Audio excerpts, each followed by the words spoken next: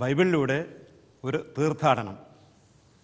ഈ പഠനപംക്തിയിലേക്ക് എല്ലാ മാന്യപ്രേക്ഷകരെയും ഹാർദവമായി സ്വാഗതം ചെയ്യുകയാണ്.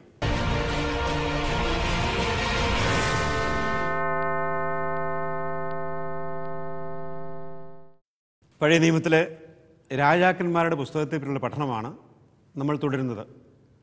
അതും സോളമൻ രാജാവിനെ പറ്റി.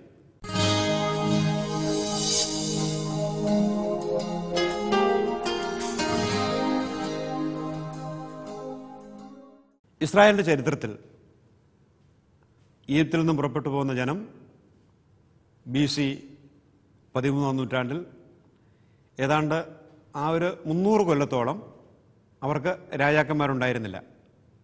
കാനാൻ ദേശത്ത് താമസമാക്കിയ ആദ്യ 300 കൊല്ലം ന്യായാധിപന്മാർ എന്ന പേരിലുള്ള ഒരു കൂട്ടം നേതാക്കന്മാരാണ് അവരെ നയിച്ചിരുന്നത്.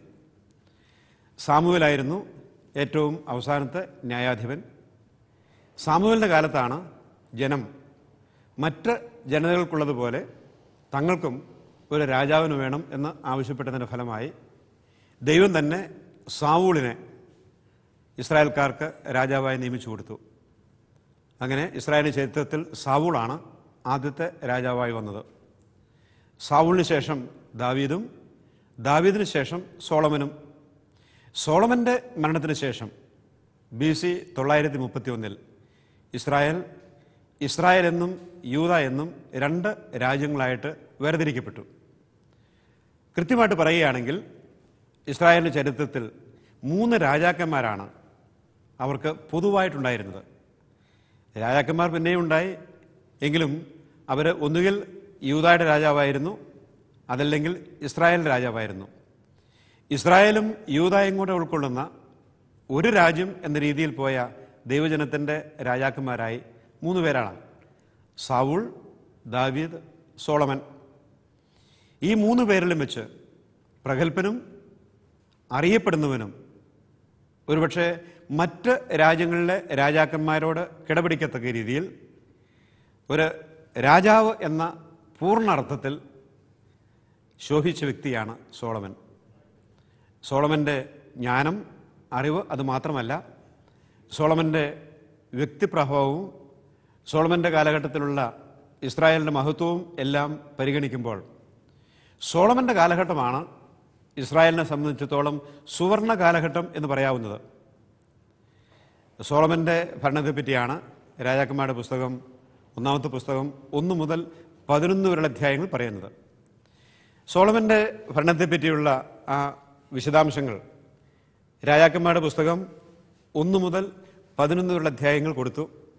സോളമൻ്റെ നേട്ടം എന്ന് വിശേഷിപ്പിക്കാവുന്ന ഏറ്റവും പ്രധാനപ്പെട്ട കാര്യം ജെറൂസലത്ത് ദൈവമായ കർത്താവിന് ആലയം പണിതു എന്നുള്ളതാണ്.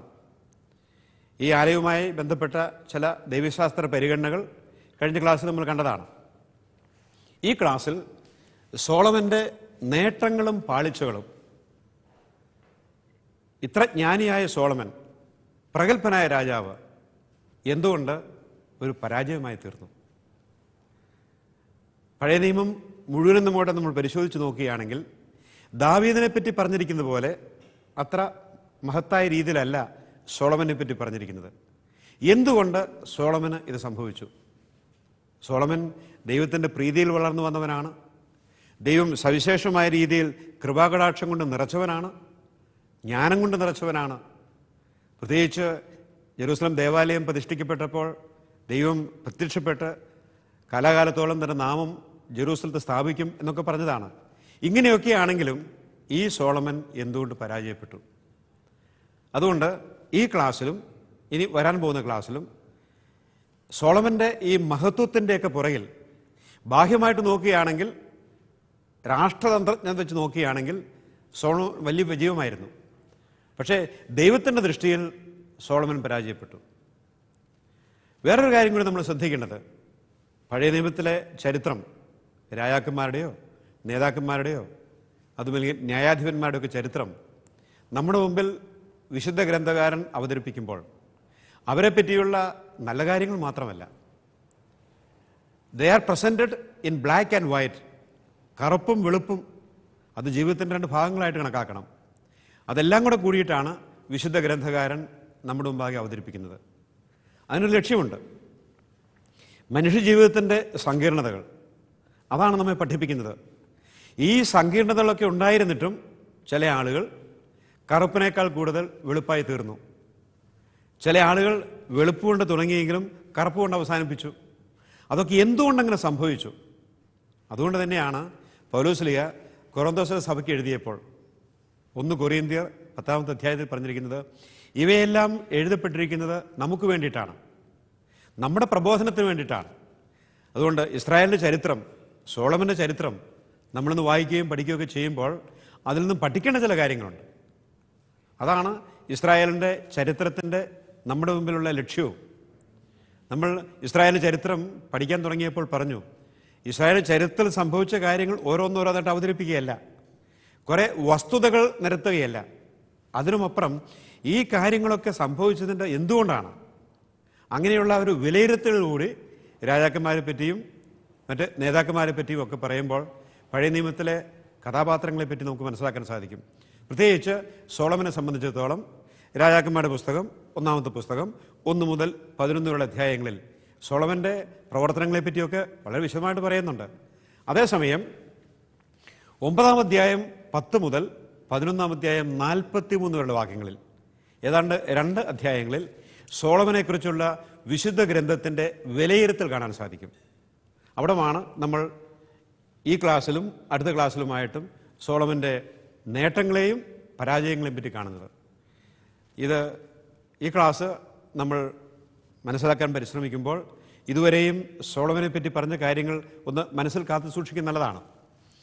സോളമൻ്റെ കാലത്താണ് ഇസ്രായേലിനെ സംബന്ധിച്ചിടത്തോളം രാജ്യരക്ഷാ സംവിധാനങ്ങൾ ഏറ്റവും മനോഹരമായ രീതിയിൽ, കുറ്റമറ്റ രീതിയിൽ അന്ന് സ്ഥാപിക്കപ്പെട്ടത്.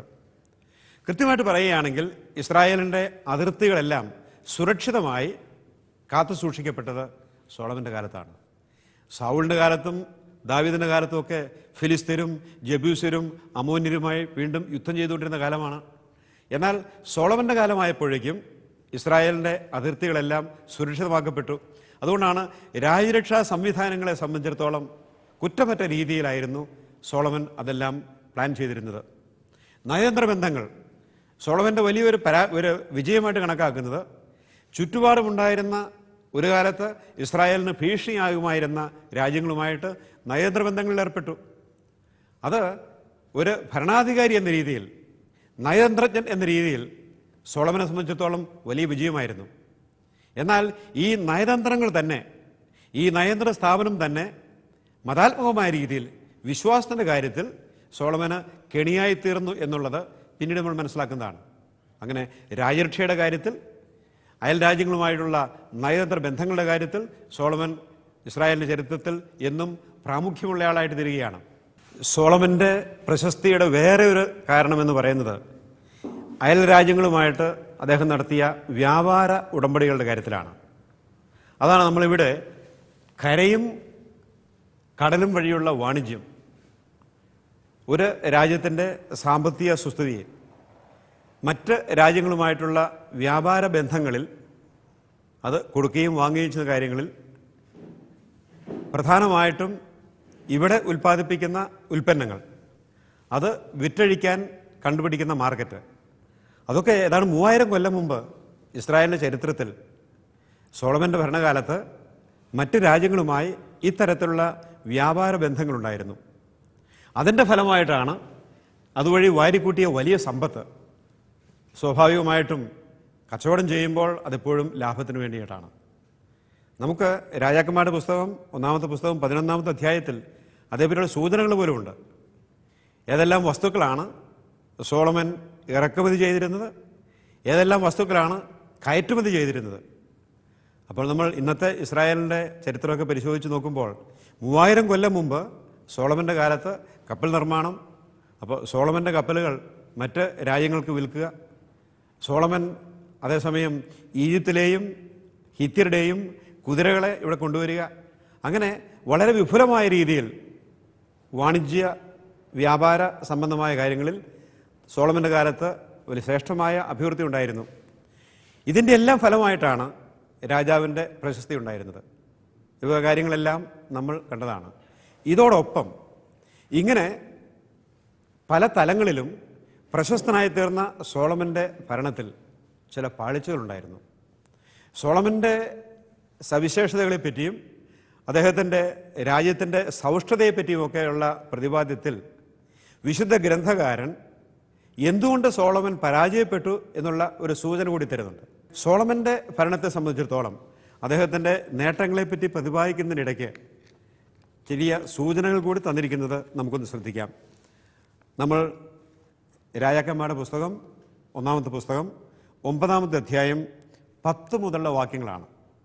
സോളമൻ്റെ പ്രവർത്തനങ്ങൾ എന്നാണ് POC ബൈബിൾ അതിനെ വിശേഷിപ്പിച്ചിരിക്കുന്നത്. ഇവിടെ സോളമൻ്റെ പ്രവർത്തനങ്ങൾ മാത്രമല്ല, സോളമൻ്റെ ചില മനോഭാവങ്ങളും പ്രവർത്തന ശൈലികളും കൂടെ ഇവിടെ കൊടുക്കുന്നുണ്ട്. അപ്പോൾ അദ്ദേഹം എന്ത് ചെയ്തു എന്നതിനോടൊപ്പം തന്നെ എന്തുകൊണ്ട് അദ്ദേഹം ചെയ്തു എന്നുള്ള കാര്യം കൂടെ വിശുദ്ധ ഗ്രന്ഥകാരൻ ഇവിടെ നമ്മുടെ മുമ്പിൽ അവതരിപ്പിക്കുകയാണ്. കർത്താവിൻ്റെ ആലയവും രാജകൊട്ടാരവും പണിയാൻ സോളമൻ 20 വർഷമെടുത്തു. തനിക്ക് ആവശ്യമുള്ള സരളമരവും ദേവദാരുവും സ്വർണവും നൽകിയ ടയറുള്ള ഹീറാം രാജാവിന് സോളമൻ ഗലീലി പ്രദേശത്ത് 20 നഗരങ്ങൾ കൊടുത്തു. സ്വന്തം രാജ്യത്തിൽ നിന്നും 20 പട്ടണം തൻ്റെ പണിക്ക് വേണ്ടി തന്ന കാര്യങ്ങൾക്ക് കൂലിയായിട്ട് വിലയായിട്ട് കൊടുക്കുകയാണ്. തൻ്റെ രാജ്യത്തിൻ്റെ അകത്ത് വേറെ ഒരു രാജാവിന് പൂർണ്ണമായ ഉടമസ്ഥതയിൽ 20 പട്ടണങ്ങൾ കൊടുക്കുക എന്ന് പറയുമ്പോൾ അവിടെ ഒരു ചെറിയ സൂചനയുണ്ട്, ദുസൂചനകളാണുള്ളത്. പിന്നീട് നമ്മൾ കാണുന്നതാണ്. സോളമൻ സമ്മാനിച്ച നഗരങ്ങൾ കാണാൻ ഹീരാം ടയറിൽ നിന്നും വന്നു. അവൻ അവ ഇഷ്ടപ്പെട്ടില്ല. അവൻ ചോദിച്ചു, സഹോദര, എന്തു തരം നഗരങ്ങളാണ് എനിക്ക് ഈ നൽകിയത്? അതിനാൽ അവ കാബൂൽ എന്ന് ഇന്നും അറിയപ്പെടുന്നു. കാബൂൽ എന്ന് പറഞ്ഞാൽ വിലകെട്ടത് എന്നാണ് അർത്ഥം. ഹീരാം രാജാവ് മിക്കവാറും സോളമൻ കൊടുത്ത ഈ 20 നഗരങ്ങളെ വിശേഷിപ്പിച്ചത് കാബൂൽ എന്നാണ്, വിലകെട്ടത്. കാരണം ഹീരാം 120 താലന്ത് സ്വർണം സോളമന് കൊടുത്തിരുന്നു.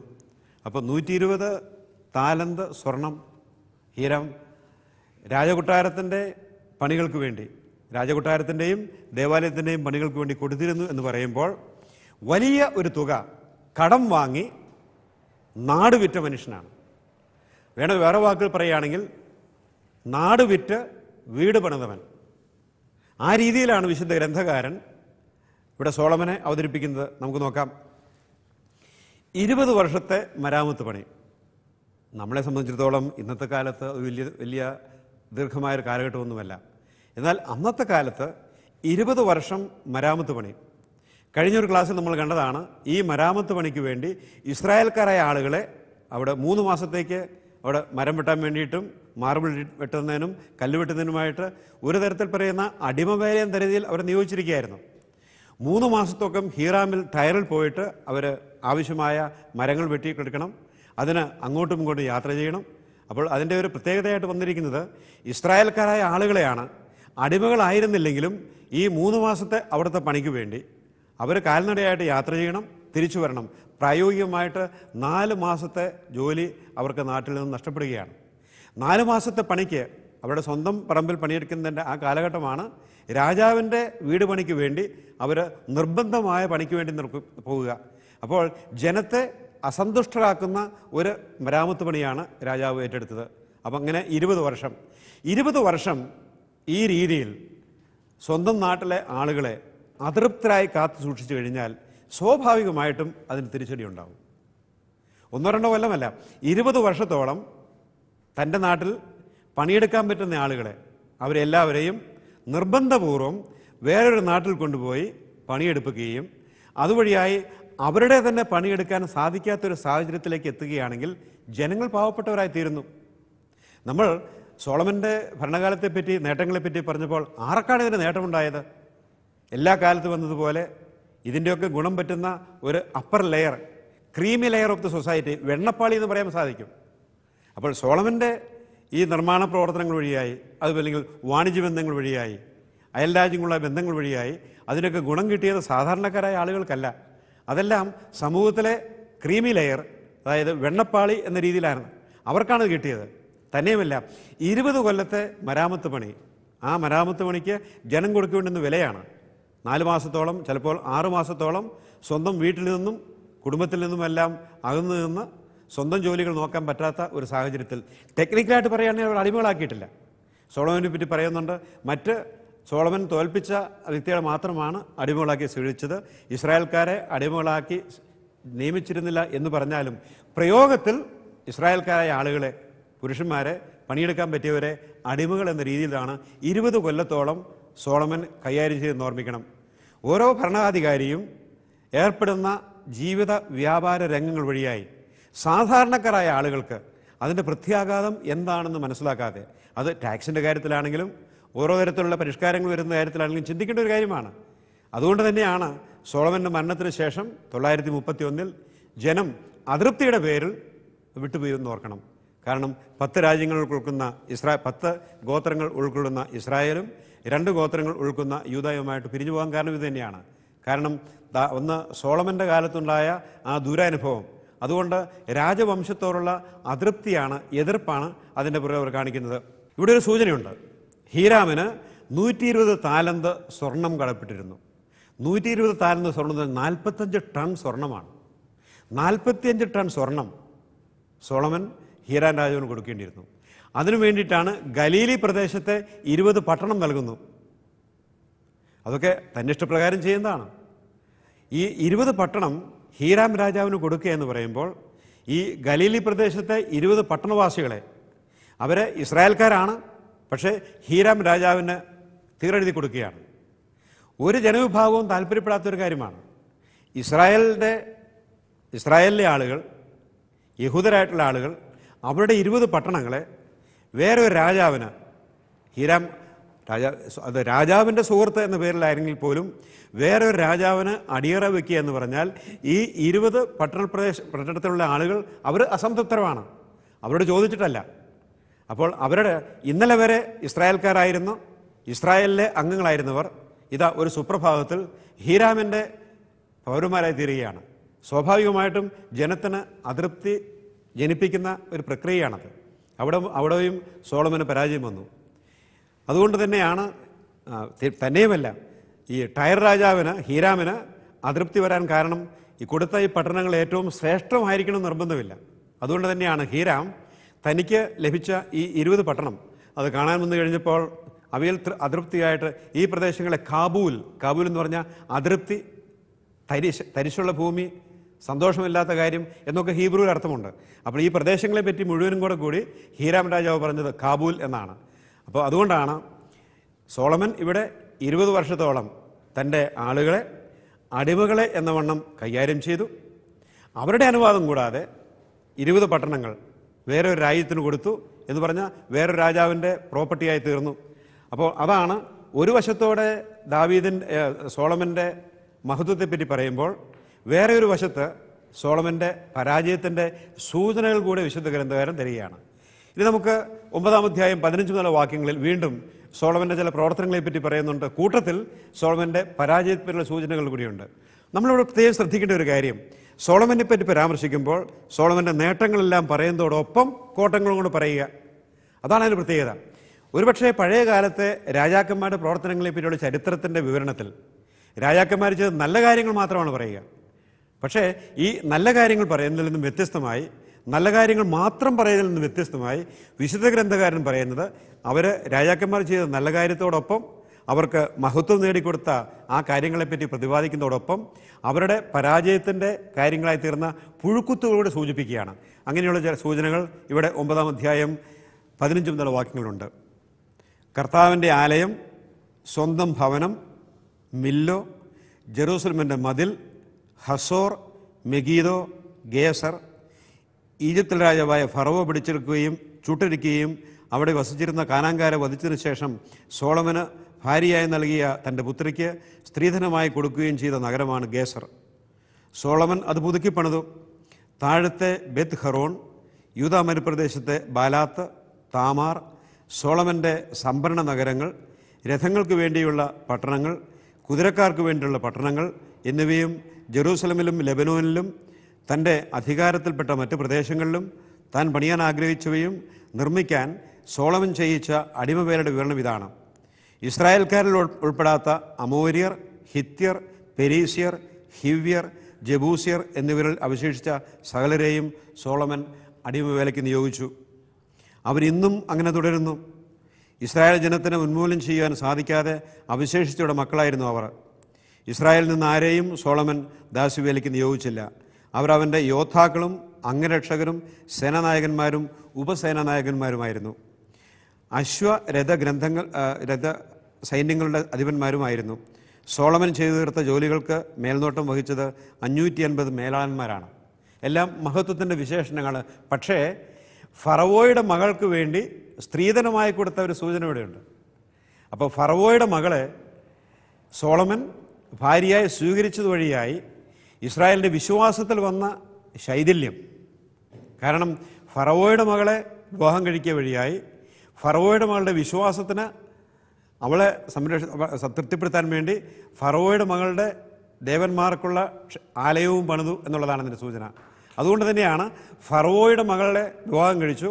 അവൾക്ക് സ്ത്രീധനമായി കൊടുത്ത പട്ടണത്തെപ്പറ്റി പറഞ്ഞതോടൊപ്പം ആ പട്ടണം ലഭിച്ചു എന്നതിനുപരിയായി അപ്പോൾ ഫറവോയുടെ മകളെ വിവാഹം കഴിക്കുന്ന വഴിയായി ഇസ്രായേലിൻ്റെ വിശ്വാസത്തിൽ വന്ന ആ വലിയ ഒരു മുറിപ്പാട് അതുകൂടെ ഇവിടെ സൂചിപ്പിക്കുകയാണ്. വീണ്ടും ഫറവോയുടെ മകൾ ദാവീദിൻ്റെ നഗരത്തിൽ നിന്ന് സോളമൻ അവൾക്ക് നിർമ്മിച്ചു കൊടുത്ത ഭവനത്തിലേക്ക് മാറി താമസിച്ചു.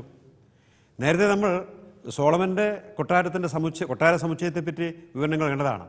അവിടെ ദേവാലയത്തോടനുബന്ധിച്ച് വിശാലമായ കൊട്ടാരങ്ങളും തളങ്ങളും എല്ലാം നിർമ്മിച്ചതാണ്. എന്നാൽ ഫറവോയുടെ മകൾ വന്നപ്പോൾ അവൾക്ക് വേണ്ടി വേറെ ഒരു കൊട്ടാര സമുച്ചയം പണിയുകയാണ്. അതെല്ലാം ഇസ്രായേലിനെ സംബന്ധിച്ചിടത്തോളം അവരുടെ സാമ്പത്തിക സ്രോതസ്സ് ചോർത്തിക്കളയുന്നവയായിരുന്നു എന്നുള്ള സൂചന ഇവിടെ കിട്ടുകയാണ്. കർത്താവിന് നിർമ്മിച്ച ബലിപീഠത്തിൽ സോളമൻ ആണ്ടുതോറും 3 പ്രാവശ്യം ദഹനബലികളും സമാധാന ബലികളും അർപ്പിക്കുകയും കർത്താവിന് മുമ്പിൽ ധൂപാർച്ചന നടത്തുകയും ചെയ്തു വന്നു. ദേവാലയ നിർമ്മാണം അവൻ പൂർത്തിയാക്കി. ഏദോമിൽ ചെങ്കടൽ തീരത്ത് ഏലോത്തിന് സമീപം എസിയോൻ ഗേബറിൽ സോളമൻ കപ്പലുകൾ പണിയിച്ചു. ആ കപ്പലുകളിൽ സോളമൻ്റെ സേവകന്മാരോടൊപ്പം ഹീരാം തൻ്റെ ദാസന്മാരെയും അയച്ചു. അവർ പരിചയമുള്ള നാവികരായിരുന്നു. അവർ ഓഫീറിൽ ചെന്ന് 420 താലന്ത് സ്വർണം കൊണ്ടുവന്ന് സോളമൻ രാജാവിന് കൊടുത്തു. വീണ്ടും ഒരു വശത്തോടെ സോളമൻ്റെ മഹത്വത്തെപ്പറ്റിയാണ് പറയുന്നത്. എന്നാൽ ഈ മഹത്വത്തെപ്പറ്റിയുള്ള പരാമർശത്തിനിടയിൽ സോളമൻ്റെ പരാജയമുണ്ട്. അതിപ്പറ്റി നമുക്ക് നോക്കാം. ഇവിടെ സോളമൻ പണിയിപ്പിച്ച കാര്യങ്ങളെപ്പറ്റി പറയുമ്പോൾ മില്ലോ പണി കഴിപ്പിച്ചെന്നാണ്. എന്താണ് മില്ലോ? ജെറൂസലത്തിൻ്റെ വടക്ക് ഭാഗത്ത് സുരക്ഷാ മതിലാണ്. ഇന്ന് നമുക്ക് കാണാൻ സാധിക്കും. നൂറ്റാണ്ടുകളായി ജെറൂസലം പല ശക്തികൾക്ക് അടിമപ്പെട്ട് നശിപ്പിക്കപ്പെട്ടെങ്കിലും സോളമൻ പണി കഴിപ്പിച്ച ആ വലിയ മതിൽ അത് അജയ്യമായ ഒരു കോട്ട പോലെ ഇന്നും നമുക്ക് കാണാൻ സാധിക്കുന്നതാണ്. അപ്പോൾ അതെല്ലാം പണി കഴിപ്പിച്ച കാര്യം ഇവിടെ പ്രത്യേകമായിട്ട് സൂചിപ്പിച്ചിരിക്കുന്നു. തന്ത്രപ്രധാന കേന്ദ്രങ്ങളിൽ സൈന്യവും കോട്ടയും അത് സോളമൻ്റെ പ്രത്യേകതയായിട്ട് കണക്കാക്കാവുന്നതാണ്. അതെല്ലാം സോളമൻ്റെ മഹത്വത്തിൻ്റെ കാര്യങ്ങളായിട്ട് പറയുന്നുണ്ട്. പിന്നെ ആയുധ സംഭരണശാലകൾ. ഇസ്രായേൽ ഒരിക്കലും ഒരു ആയുധശക്തി ആയിരുന്നില്ല. എങ്കിലും അന്നത്തെ കാലത്ത് 3000 കൊല്ലം മുമ്പുള്ള കാര്യമാണ്. ആയുധങ്ങൾ ശേഖരിച്ചു വയ്ക്കുന്ന ശാലകൾ സോളമൻ തൻ്റെ രാജ്യത്ത് സ്ഥാപിച്ചു എന്ന് പറയുമ്പോൾ ശത്രുക്കളെ ഏത് സമയത്തും നേരിടാനും അവരെ തോൽപ്പിക്കാനുള്ള സംവിധാനം സോളമനുണ്ടായിരുന്നു എന്നാണ് മനസ്സിലാക്കാനായിട്ട്. ഇനി സോളമന് കുതിരപ്പടയും തേർപ്പടയും രാജ്യത്തിൻ്റെ പല ഭാഗത്തും ഉണ്ടായിരുന്നു. അപ്പോൾ ഇതൊന്നും ഇസ്രായേലിൽ ഇനി വരുന്ന രാജാക്കന്മാരുടെ കാലത്തില്ല. അതുകൊണ്ടാണ് നമ്മൾ പറഞ്ഞത് സോളമൻ്റെ ഭരണകാലം പലതുകൊണ്ടും ഇസ്രായേലിനെ സംബന്ധിച്ചിടത്തോളം സുവർണ കാലഘട്ടമായിരുന്നു. എന്നാൽ ഇങ്ങനെ സുവർണ കാലഘട്ടമായി സോളമൻ്റെ രാജ്യഭരണകാലം പ്രശോഭിക്കുമ്പോഴും അതിൻ്റെ പുറകിൽ പുഴുക്കുത്തുകളുണ്ടായിരുന്നു. അതേപ്പറ്റിയുള്ള സൂചനയാണിത്. ഫറവോയുടെ മകളുമായുള്ള വിവാഹം, അടിമവേലയ്ക്ക് നിയോഗിക്കപ്പെട്ടവർ, ഓഫീർ സ്വർണം, ഈ 3 കാര്യങ്ങളെപ്പറ്റിയുള്ള ഒരു ചെറിയ പരാമർശം കൂടെ നടത്താൻ ആഗ്രഹിക്കുകയാണ്. ഈജിപ്ത്, ബാബിലോണും അസീറിയയും ഈ 3 രാജ്യങ്ങളാണ് പരമ്പരാഗതമായി ഇസ്രായേൽക്കാരുടെ ശത്രുക്കളായി എന്ന് നിലനിന്നിരുന്നത്. അപ്പോൾ ഈജിപ്തിൽ അവർ അടിമകളായിരുന്നു. അസീറിയക്കാർ അവർ തോൽപ്പിച്ചിട്ടുണ്ട്. ബാബിലോൺകാർ അവർ തോൽപ്പിച്ചിട്ടുണ്ട്. സോളമനെ സംബന്ധിച്ചിടത്തോളം ഫറവോയുടെ മകളെ വിവാഹം കഴിക്കുക എന്ന് പറഞ്ഞാൽ ഫറവോയുമായി ഐക്യത്തിൽ കഴിയുക എന്നാണ്. നയതന്ത്രപരമായി ഫറവോയുടെ മകളെ വിവാഹം കഴിക്കുന്നത് നല്ല ഒരു കാൽവെപ്പായിരുന്നു. കാരണം ഈജിപ്തിൽ നിന്നുള്ള ഭീഷണി പിന്നെ ഉണ്ടാകുകയില്ല. ഒരു നയനിപുണൻ എന്ന രീതിയിൽ സോളമൻ ചെയ്തത് നല്ല കാര്യമാണ്. പക്ഷേ അതിൻ്റെ പുറകിലുള്ള അപകടം എന്ന് പറയുന്നത് ഫറവോയുടെ മകളുടെ ദൈവവിശ്വാസം അതനുസരിച്ച് പ്രവർത്തിക്കാൻ സോളമനും പ്രേരിതനായി എന്നുള്ളതാണ്. ഇനിയും അടിമവേലയ്ക്ക് നിയോഗിക്കപ്പെട്ടവർ ഇവിടെ പ്രത്യേകമായിട്ട് സൂചിപ്പിച്ചിട്ടുണ്ട്. ഇസ്രായേൽക്കാരെ അടിമകളായിട്ട് നിയോഗിച്ചിരുന്നില്ലെങ്കിലും 20 കൊല്ലത്തെ മരാമത്ത് പണിക്ക് വേണ്ടി ഇസ്രായേൽക്കാരെ ലെബനോനിലും ഹീറാമിൻ്റെ പ്രദേശത്തും അവിടെ കല്ലുവെട്ടുകാരായും മരം വെട്ടുകാരായും നിർബന്ധമായ ജോലിക്ക് നിയമിക്കുക വഴിയായി സ്വന്തം ജനത്തെ പ്രായോഗിക തലത്തിൽ അടിമകളായിട്ട് കണക്കാക്കുകയാണ്. പിന്നെ ഓഫീറിൽ നിന്നും സ്വർണം കൊണ്ടുവന്നു എന്നാണ് പറയുന്നത്. എന്താണ് ഓഫീർ? ഓഫീറിനെ പറ്റി ചിലർ പറയുന്നത് നമ്മുടെ കോഴിക്കോടുള്ള ബേപ്പൂർ നഗരമാണെന്നാണ്. ബേപ്പൂർ അത് ആ താവളം അതിപുരാതന കാലം മുതൽ അത് ഒരു പോർട്ടായിരുന്നു. അപ്പോൾ ഓഫീർ എന്ന് പറയുന്നത് ബൈബിളിലെ ഓഫീർ എന്നുള്ളത് ബേപ്പൂരാണ്. കാരണം ആനക്കൊമ്പും മയിലും കുരങ്ങും ചന്ദനവും സോളമൻ ഇറക്കുമതി ചെയ്തതായിട്ട് പറയപ്പെടുന്ന കാര്യങ്ങൾ ഇതെല്ലാം ഉണ്ട്. അപ്പോൾ ആനക്കൊമ്പ്, മയിൽ, കുരങ്ങ്, ചന്ദനം ഇതൊക്കെ കേരളത്തിൽ സുലഭമായിരുന്ന കാര്യങ്ങളാണ്. അതുകൊണ്ടുകൂടിയാണ് ഓഫീർ സ്വർണം എന്ന് പറയുന്നത്. പുരാതന കാലം മുതൽ ഇന്ത്യ, കേരളം സ്വർണത്തിനും പ്രസിദ്ധമായ സ്ഥലമായിരുന്നു. അതുകൊണ്ട് ഇവിടുന്ന് ഇത്രമാത്രം സാധനങ്ങൾ അവിടുന്ന് ഇറക്കുമതി ചെയ്തിരുന്നു പറയുമ്പോൾ സോളമൻ രാജാവിന് കേരളവുമായി ബേപ്പൂർ തുറമുഖവുമായി ബന്ധമുണ്ടായിരുന്നതായിട്ട് ചില ബൈബിൾ പണ്ഡിതന്മാർ പറയുന്നുണ്ട്. അതെല്ലാം സോളമനെ സംബന്ധിച്ചിടത്തോളം അദ്ദേഹത്തിൻ്റെ മഹത്വത്തിൻ്റെ പ്രത്യേകതയായിരുന്നു. വീണ്ടും ഇസ്രായേൽ സോളമൻ്റെ രാജ്യത്തിന് ഏഷ്യ, ആഫ്രിക്ക, യൂറോപ്പ് ഈ 3 ഭൂഖണ്ഡങ്ങൾ യോജിക്കത്തരത്തായിരുന്നു സോളമൻ്റെ രാജ്യമെന്ന് പറയുന്നത്. സ്ട്രാറ്റജിക്കായിട്ട് പറയുകയാണെങ്കിൽ സോളമൻ്റെ രാജ്യത്തിന് ഏഷ്യയുമായും ആഫ്രിക്കയുമായും യൂറോപ്പുമായും ഏറ്റവും അടുത്ത ബന്ധം സ്ഥാപിക്കാൻ പറ്റിയ ഒരു ചുറ്റുപാടായിരുന്നു അദ്ദേഹത്തിൻ്റെ തന്ത്രപ്രധാനമായ ആ സ്ട്രാറ്റജിക് പൊസിഷൻ എന്ന് പറയാൻ സാധിക്കും. അതൊക്കെ സോളമൻ്റെ മഹത്വത്തിൻ്റെ കാര്യങ്ങളായിരുന്നു. വീണ്ടും വ്യാപാര കാര്യങ്ങളിൽ തേരും കുതിരയും, ഈജിപ്തിൽ മെച്ചപ്പെട്ട തേര്, കിലീത്തിയയിൽ ഏറ്റവും മെച്ചപ്പെട്ട കുതിര, ഇതെല്ലാം സോളമൻ്റെ ഭരണകാലത്ത് സമൃദ്ധമായിട്ട് ഇറക്കുമതി ചെയ്തിരുന്ന കാര്യങ്ങളാണ്. പിന്നെ സോളമൻ്റെ ഭരണത്തെപ്പറ്റി പറയുന്നത് ലെബനോൻ കാനന മന്ദിരത്തിലെ സ്വർണ്ണപ്പരിചകളാണ്. അങ്ങനെ ഒരു സൂചന കൂടി കൊടുത്തിരിക്കുന്നത് കൊട്ടാരത്തിൻ്റെ ഒരു ഭാഗമായിരുന്നു. അതിന് കൊടുത്തിരുന്ന പേരാണ് ലെബനോൻ കാനന മന്ദിരം. അത് കാടല്ല, പക്ഷേ ലെബനോനിൽ നിന്നും ഇറക്കുമതി ചെയ്ത ദേവദാരു മരം കൊണ്ടുണ്ടാക്കിയ നല്ല കടഞ്ഞെടുത്ത തടി അതെല്ലാം സമൃദ്ധമായിട്ട് വെച്ചിരുന്ന സ്ഥലത്ത് അവിടെ യുദ്ധോപകരണങ്ങളായിട്ട് വെച്ചിരുന്നത് അലങ്കാര വസ്തു, വലിയ പരിചകൾ, 6 കിലോ തൂക്കമുള്ള സ്വർണം തൂക്കമുള്ള പരിചകളും 1.5 കിലോ തൂക്കമുള്ള ചെറിയ പരിചകളെല്ലാം തൂക്കിയിട്ടിരുന്നതാണ്. അപ്പോൾ ഇതെല്ലാം വിശുദ്ധ ഗ്രന്ഥകാരൻ സോളമൻ്റെ ഭരണത്തെപ്പറ്റി പറയുന്നെങ്കിലും ആത്യന്തികമായി സോളമൻ്റെ ഭരണം ദൈവത്തിൻ്റെ ദൃഷ്ടിയിൽ കുറ്റകരമായി തീർന്നു എന്നുള്ളതാണ്. അതുകൊണ്ട് അടുത്ത ക്ലാസ്സിൽ എങ്ങനെയാണ് ഈ മഹത്വത്തിൻ്റെ നിദാനങ്ങളായി തീർന്ന കാര്യങ്ങൾ പോലും സോളമനെ സംബന്ധിച്ചിടത്തോളം അത് അധപ്പതനത്തിൻ്റെ കാരണങ്ങളായി തീർന്നു എന്നുള്ളത് അടുത്ത ക്ലാസ്സിൽ നമ്മൾ കൈകാര്യം ചെയ്തായിരിക്കും.